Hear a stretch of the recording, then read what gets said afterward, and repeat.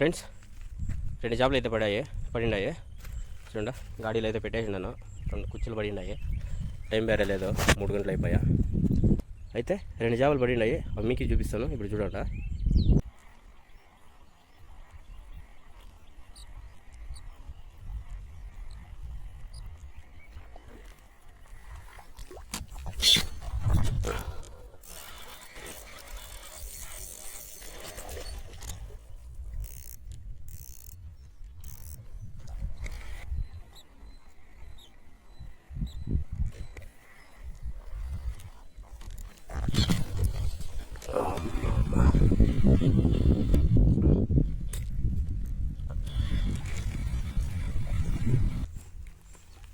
చూడండి, సంచిలో అయితే ముదురు చుట్టేయండాను.